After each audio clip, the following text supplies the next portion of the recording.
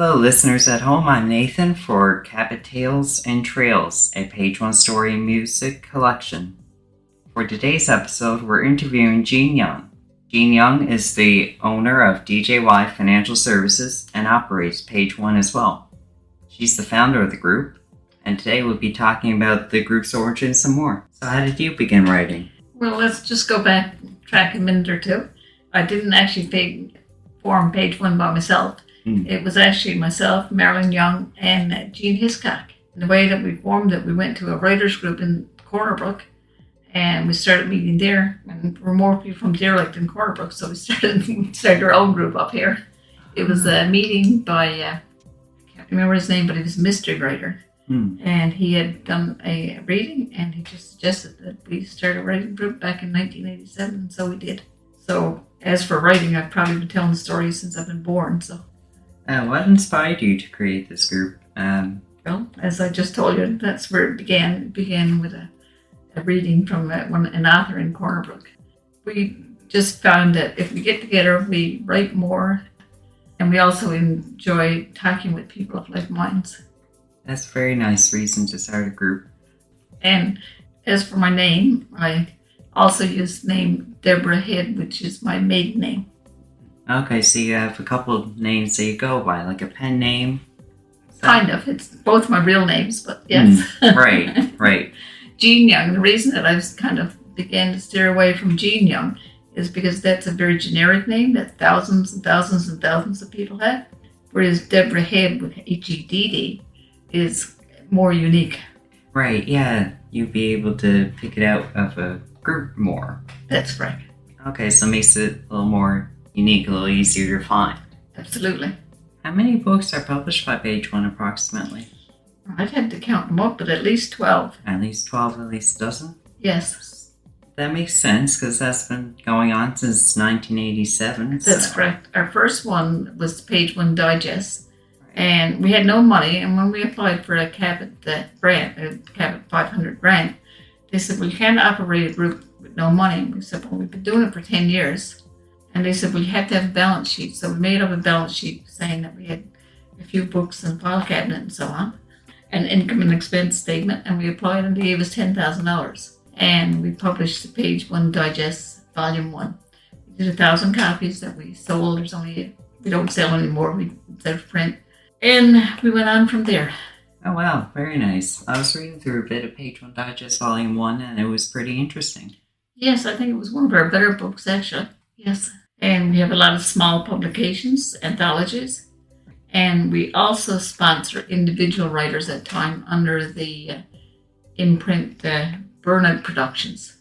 The Cabot Productions are all group, and we try to keep a certain family-oriented level. We don't address too controversial subjects and so on, whereas the Burnout is an individual, and they can say what they like. I have a book published through Burnout. Absolutely. Yeah. Yes, you do. It's a very good one. People should go and look at it. Oh, thank you. The other thing, the way that we got Burnout is Bill Byrne used to let us use an office for a number of years, and we looked up the names on the internet, and there was no B-Y-R-N out there, so that's where that name came from.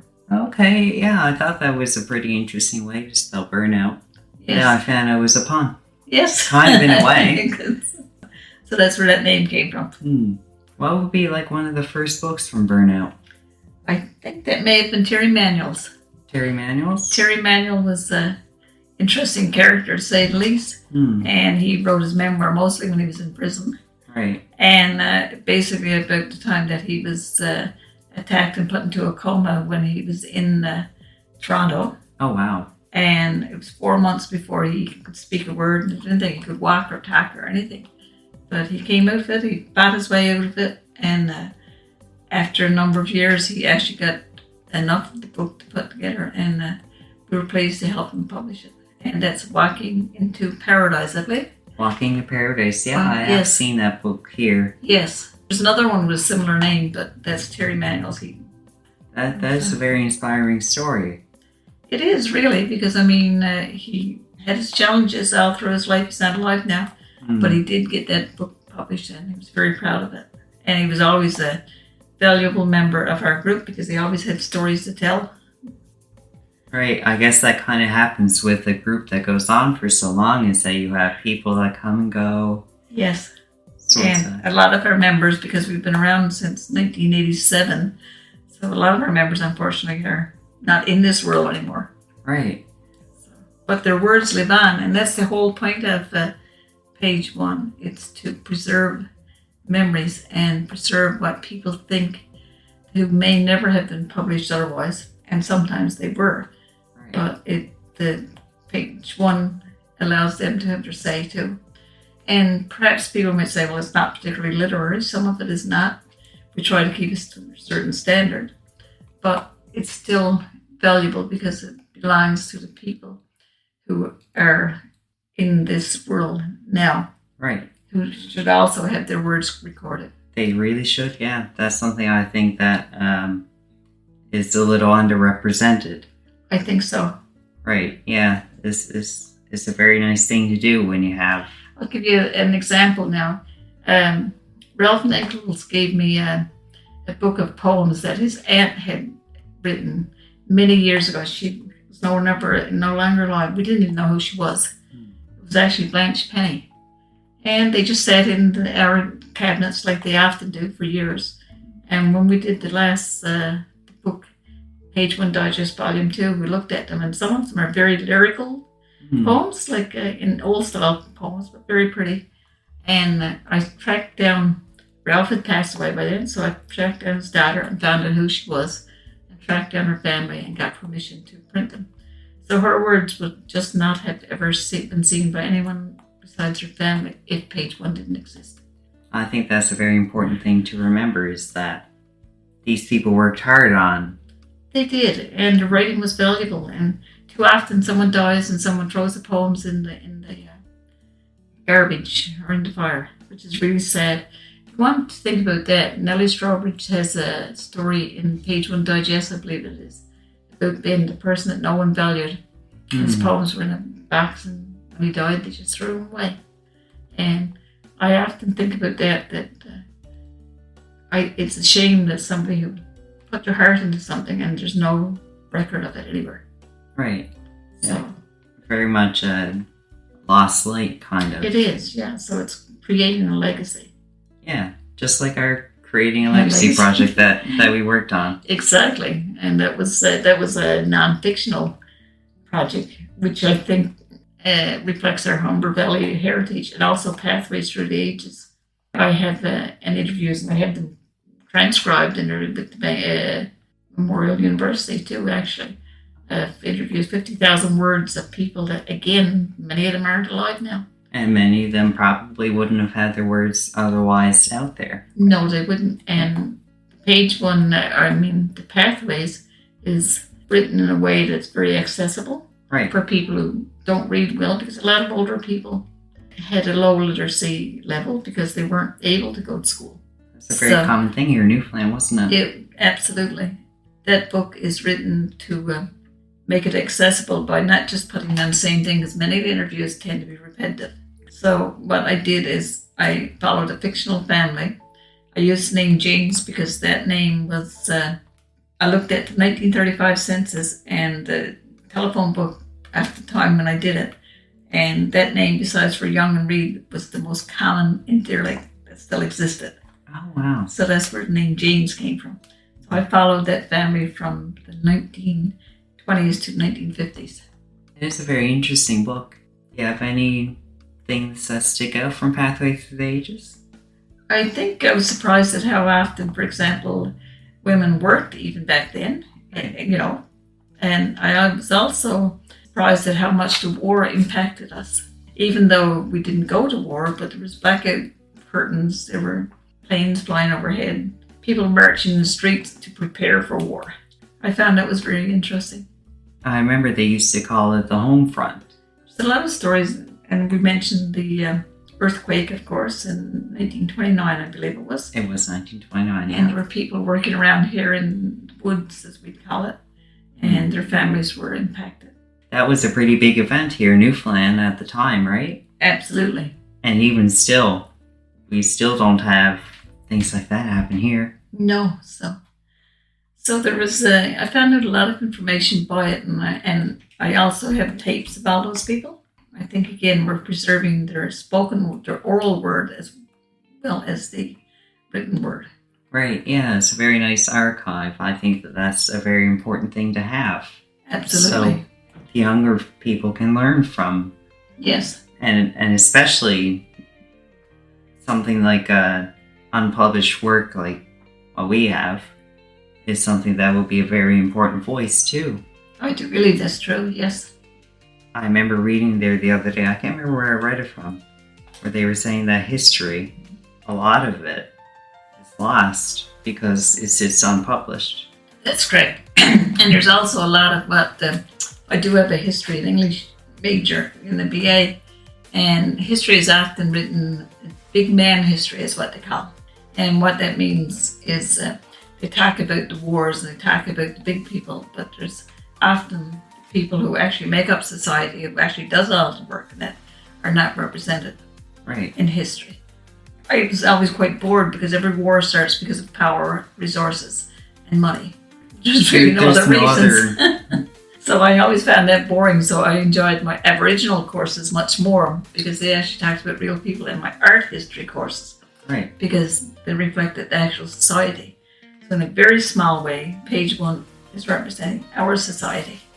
That is a very nice reflection of how page 1 operates. Let's jump ahead a little bit. I remember seeing some photos from page 1 used to do things like the festival. Yes, we were at the Strawberry Festival for many years. We had little games and that. And one reason I would like to be there was because often families don't have a lot of money. There's nothing there for free or for low cost. So we used to have very cheap games and digging in the sand, which they all loved, little children. Find eggs, and they'd get a prize if they got always got a prize, but the bigger one, if they got one with red bow tie, the cabin with red bow tie. Oh, okay. And balloon bursting things and stuff. We'd also get books from the library and we'd get those out. So we did that for a number of years. But now Treehouses basically provides free activities for children, so they don't need us so much more. That's sort of an evolution of how... Sure it is. I think evolution is important. Hey. Right? That's how we stay here for so long. That's right. And we've also worked with artists, as you can see around this room. And we have had the Sounds of Summer a number of years. And we basically had readings and we had art people bringing their artwork and so on. And we'd have pop-up art shows and so on. We did that for a number of years too. COVID kind of threw everything out. Oh, it did. But we have done that, and we often sponsor things. I always work with the student or the younger person that is hired on. Right. To find out what their interest is. And that usually works really well, as you know. As I know personally. Yeah, that really helps. Yeah, and so one year we had a person who was a really good event organizer, and she did a fundraising for us with bingo, but she also had a youth night, and she had musicians and plays and everything. So she was very good at it. And several times we had things for children, drama workshops and so on. So it really depends on the student as much as anything else, what we do in the summertime. And is that something you notice with all the different students, is that they have this sort of one thing that kind of sticks out a little more, right? Absolutely. And everyone's unique, right? Absolutely. And that's one reason why there's only 1 year, which was last year, and there's a story behind that we won't go into, that we did not have a summer employee. Wow. How long has that been going on? Since 1997. 1997, and 2024 was the only year? Yes. Wow. Because what happened in 1997, we had the Cabot 500 grant. Ah, I see. So our student helped us type up the page 1 digest and so on. Oh, wow, that's nice. And the interesting thing about that is I picked out a name for it. I have this story about a woman, and I saw the name on a TV show in the credits, and the name was Twyla. And I'd never heard that name before. So that was one of the first submissions, of course, to our group. And our student that year was named Twyla. Oh, wow. Isn't that funny? That's a very funny coincidence. Synchronicity, right? Very much so. Things have a way of doing that, don't they? They do, for sure. There's lots of different connections that you can make. Yes, so that was a pretty unusual name, isn't it? Yeah. Yeah. Yeah, you don't see that name very often. No, so that always happens. Often happens. Often happens, yes. So I understand you're a published writer. Yes. What would be one of your later works that sort of sticks in your mind? Well, the most professional, biggest publication I did was way back in the 1990s, Quicksilver Summer. It's a young adult novel published as High Interest Lebo Cat, published by Roussan Publishers in Montreal. And having met many writers, many authors, I know it's unusual to get published by someone who don't know you, so I'm kind of proud of that one. That's a very big achievement. And it has opened a lot of doors for me over the years. Oh, for sure. And it was shortlisted for a Newfoundland Award, so that was nice. And I had some pretty good reviews and so on. Even with the Globe and Mail, I showed you some reviews. Yeah, so, I've seen some. And it has been used in schools in New Brunswick and Newfoundland. In fact, Newfoundland requested a reprint, and I had to get a reprint done. Oh, wow. That we did ourselves. And 250 books that were used in schools in Newfoundland. And one was used in New Brunswick too, and we didn't have any copies. And at that time, Lulu didn't exist. Right. And Ron Smith went and did it with us, and we stapled it together and brought it up to school. Oh, wow. 50 copies for one class. I did see that in a pile there. Yes. Very so nice. that was our indie publication, first indie publication. First one. Yeah. Yeah, what does Quicksilver mean anyway? We discussed that a little earlier, and I'm going to, by the way, I have a lot of sequels that I've never even sent out, don't have published, but one of these days, my ultimate goal is I've got a lot of writing that's never seen the light of day, like a lot of writers, a lot of closet writers. Basically, my goal is to have them all linked, probably to a town like Deer Lake, but maybe not exactly like it. I'll tell you how I wrote the book, first of all. I had just finished university and with 3 younger children, and a full-time job, and I managed to get through it. So when I was finished, I said, gee, I got all this time. Some young people I knew got into trouble. I said, why do young people get in trouble? And also, there's nothing written about this part of the island. There's everything written about seaports and St. John's and that. Very little about people who live around here. So I wrote a chapter, and the person next door, Shayna Cooper, actually said, well, what happened next? And I said, well, I don't know. So she said, well, you got to know. So every day she'd come down and get me to read her a chapter. Oh, wow. So if it wasn't for Shayna, the book probably wouldn't have been written. I should mention that, especially when on the podcast, because she probably doesn't realize how much she made a difference in my life. Right. And why I say that is that because it was done with a professional publisher, it gave me access to Writers Union of Canada, and by being in that, I learned to access copyright, public lending rights. I've met so many interesting people, and I made some money. So if I didn't have that book, none of that would have happened. That is true. And that seems like that's that one little thing, right? It does. It's summer coming over it. Quicksilver, where I got the name. Quicksilver. Need to know how hot it really is? Use Quicksilver. Need to heal hurt? Use Quicksilver. Need to store energy in a battery? Use Quicksilver. Need to get gold from ore? Use Quicksilver. Kill a parasite. Make a hearing aid. Create a thermometer. Trigger a grenade. Use Quicksilver. Quick-moving metal, also called mercury. Criminals and tramps and business people ask Mercury, Greek messenger of the gods, to be their heavenly protector. In a Quicksilver summer, troubles can explode like a bomb. Quicksilver summer, old wounds can heal. So that's where the name Quicksilver came from. Oh, wow, that is a very nice imagery. And there's a group of young people who get into trouble, and once I got it wrote, there was one paragraph that stuck in my mind, and there was a character that seemed to say, well, what about me? Tell my story.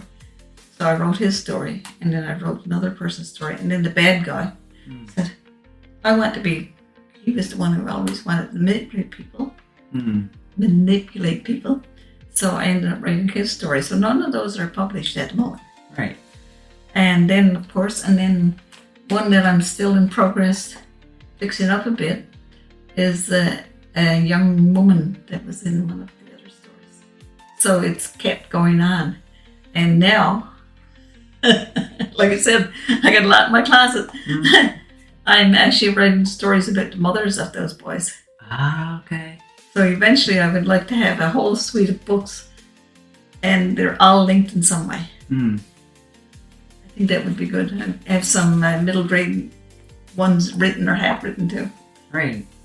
That sounds very interesting. It's like a very big universe of characters. Yes, so if I ever manage to retire, that's one of my big projects is to actually get it finished. And if there's no publisher out there, I know how to self-publish now. That is right. That's one skill that you learned from page one, right? Page one. And since page one, I've also helped Van Harpen publish 2 books of poems. Harvey Compton publish a memoir.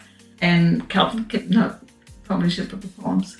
That's under my Vic Dancer Press logo.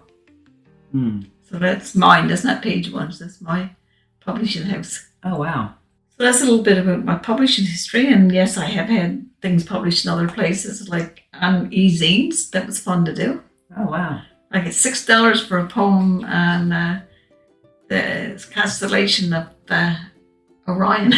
Oh, wow. On States, for example. Oh. It's just fun to do that. I've been published much more outside of Newfoundland than within Newfoundland. Right. Strangely enough.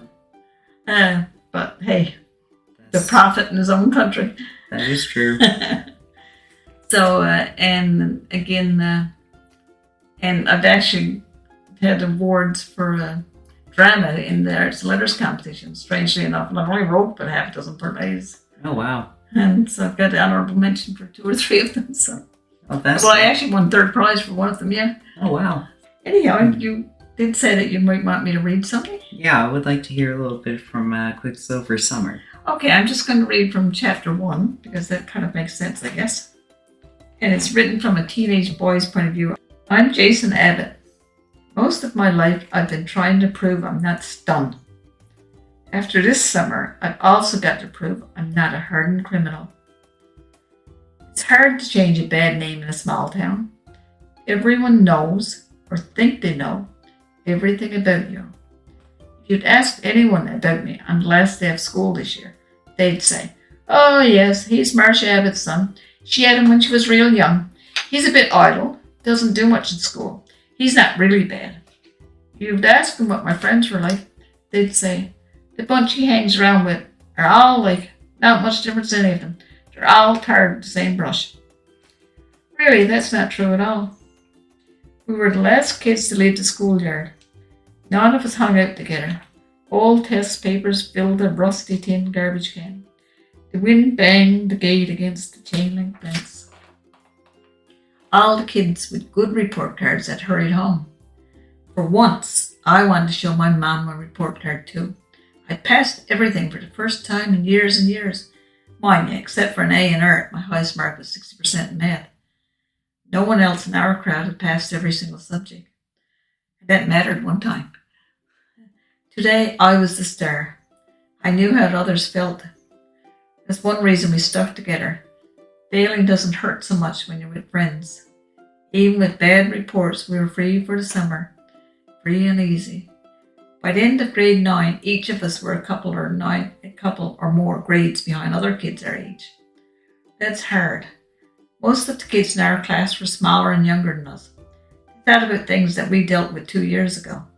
The kids we started school with were in higher grades. We didn't fit in there either. In the summer, this shouldn't have mattered, but it did. The guys in our gang all cut their hair short. Each of us wore a star earring, or right ear. And at last day of school, we added one more piece to our total group look. Vince, the short, nervous guy who's hardly ever passed anything, started the ball rolling. He looked at his report card and said, special aid again next year. He scrunched up the cardboard form and tossed it into the garbage can. No one's going to want to see that.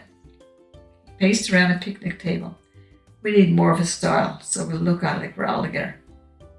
Like what? Paul asked. He wiped his mouth on his sleeve. He just finished a big bag of cheesies. It's got to be cheap. He had a point. Report card day wasn't a time when we asked our parents for anything. Everyone wore a jean jacket. Most of the jackets had frayed collars and cuffs. We'll do something with our jackets. They're worn out anyway. Elvis pulled off his jacket. He spread it out on a picnic table. He found his compass in his backpack. This is a good sharp point. I never could draw circles with this thing. It's got to be good for something. He made a small hole and tugged. The fabric was still pretty strong. Jonathan grabbed the jacket. He stood a tiny bit shorter than me, but his muscles were the size of 2-liter Pepsi bottles. He stuck 2 fingers in the hole, gripped and yanked hard. The whole sleeve ripped all around. He gave the seam an extra tug. We handed our jackets to Jonathan and Elvis, and pretty soon we all had jean vests. Mike handed over his jacket last. While he ripped off his sleeves, he said, maybe we shouldn't do this. Tom and Tony, identical twins, each picked up 2 sleeves and tucked them into their jeans. They laid this in alien fashion, said Tony. Perfect when you want to hug your girl, Tom added. We need a symbol. Joey was stretched out on a nearby picnic table. He stared up at the gathering clouds. How about a cloud? A mushroom cloud. An atomic bomb cloud. Here's where I came in. The art teacher had given me a whole bunch of leftover art supplies, including paint and brushes. While I painted mushroom clouds and half listened to chatter, I thought about school. You must be getting good with the pictures, Jason. Vince looked at my report card. 50% in English. I figured you'd fail, especially after Mr. Reed lost her false teeth. I passed in a test to Miss Reed one day with a single written word. I'd drawn scenes from the play Romeo and Juliet. I hadn't read the play, but I saw 2 videos. She wasn't impressed. She yelled at me, the scalp of her dyed blonde hair turned red, her teeth flew across the room. Just missed Rodney. He'd never said boo in his life. Well, she said my words were gibberish, pure gibberish. I kept painting, and she said the pictures were 1,000 words. There's no pleasing teachers. I guess she didn't want to see me next year. So that's at the beginning, and it just kind of introduces you to the characters. Right, yeah. That's a very nice introduction. Yeah, so they're each individuals. And then, of course, another one comes to join them later on, Ted. Oh, okay. Who, like I says, is basically the one who kind of leads them a little bit further. Right. Into trouble. I see. So they probably wouldn't have done anything that bad, but Ted was the one who kind of leads them on. You know, like he'd tell them a story and suck you in. Like he coaxed them into a robbery, right? Right. So that was Ted. And Ted and Jason kind of had this, they were drawn towards each other, and yet they weren't. I see. So they're kind of drawn together, but they opposites, right? Yes, to a great degree, yeah. Like Ted is a different kind of leader than Jason is. So that's where that came from. And basically, it's a story about peer pressure. Now, you notice and you see how dated this is by just reading it now. One time, people in school were failed and kept back if they didn't pass. Nowadays, everybody's pushed on through. So you probably wouldn't have people who were 2 grades. You wouldn't have people older than you in your class nowadays. That was then and this is now. Those were the days before internet, before computers, before cell phones, and when you were actually held accountable for your actions in school. The book is retro. I guess it's historical now. I'd laugh at that because I'm in a book club. And they said, we're doing historical fiction. And I said, when is it set? They said, in the 50s. I thought, I was born in the 50s. How dare you call that historical fiction? But apparently if it's before now, it's historical. So the 90s is now historical fiction, I guess. Yeah. I was born in the late 90s too. So you know how I felt. Everything from when I was a kid now is considered retro. Is it? Yeah. Times move on. They certainly do. They evolve. If I wrote this story now, the story in some ways would be the same, but in other ways it would be totally different. A little different, right? Because the music would be different, the clothes would be different. Like I said, school would be different. Even attitudes to a certain degree would be different. Oh, I don't well, yes. But it's like we're reading something from the 1800s. Hopefully the emotions are still the same. Right. Hopefully the relationships are still the same. Right. So if you can get past the differences and get into the story, you probably still enjoy it. Oh, probably, yeah. So I can very much see that. yes, it's interesting how things evolve for sure. I was wondering now if we can talk about Cabot, Yes, because that's our logo, right? that's correct. That's the page 1 logo, and I'll tell you how it came about.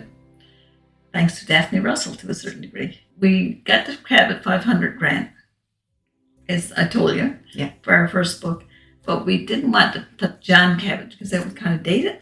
And we said, well, what are we going to, we need a logo. What will it be? Cabot. And someone came up with the idea that a cabot, which is a cross between two animals, you know what they are? A cat and a rabbit. Right on. So my daughter actually drew the logo. And that's where we got it. And the cabot, of course, is a combination of the wild and the tame. The usual and the unusual. The tame and the not so tame. So that's what the Cabot Productions represent. Mm. It's writers from all walks of life, of all levels of professional, because our most professional writer and member is definitely Nellie Strobridge. It's 12 books, I think, and many, many, many, many awards. And then we have people, one of our youngest writers, for example, was in the last digest, and he was about probably 8 or 9 at the time. I think I did see 8 Yes. and 9, yeah. Yes. So we kind of go from age 8 to, and we always try to include young people Right. in our anthologies if we can, and to people in their 90s. So it's from all ages and all walks of life, the beginning writers and more established ones. So that's what the Cabot Productions and page 1 is all about. Right. Yeah, it's kind of like what our Facebook page bio says. Does it? Published and unpublished authors in Western Newfoundland. Yes. Mm. And sometimes from outside Western Newfoundland. For Right. example, our Thursday the 13th. What is it? Extraordinary Things and Ordinary People. Right. And we use Thursday 13th because everyone uses Friday 13th. Mm. But Thursday is the usual, normal. And that's all stories of unusual happenings that happen to people, like psychic stuff and ghost stories and all that kind of stuff. Mm. And we have submissions actually from New Brunswick even. Oh, wow. So All across Canada. sometimes, yes. Mm. And we always try to include writings. We try to edit it so it's that you can be proud of it. Right. Sometimes people object to our editing. That's a chance that you take. But not very often, but there's usually one. If you got 20 or 30 people, there's usually one that probably are not happy. And that's something that we have to learn to live with. Right. But I do think that it's important to have it as good as you can without changing the sound of a person's voice. You want to have it edited so that you saw the originals and you saw the vinyl and some of the stuff that we've done, you can see what I say, but we still try to keep that person's voice. Right, the same. Yes. I'm looking at the time. I think that might be all the time I I have for think today. we've done wonderful. I think we have, yeah. So Thank you so much, Nathan. I appreciate your interviewing us and doing all the work. Oh, you're welcome. Very happy to have you on board this year. Oh, thank you very much. Second time around, because he also helped us with our nonfiction creating a legacy. It's the history of the Upper Humber Valley, the people who came and where they came from, a little bit of history on the towns and the countries that they came from. Right. So it's a very nice book for anyone who needs to do some research for sure, or just want to know more about our area. Right, yeah. I think it's a very important thing to learn about. But most of all, thank you, listeners, for listening in to our show. We'll be back again next week. Follow us on Facebook for more. This has been Nathan with Jean. Bye-bye. Thank you, Nathan. Bye.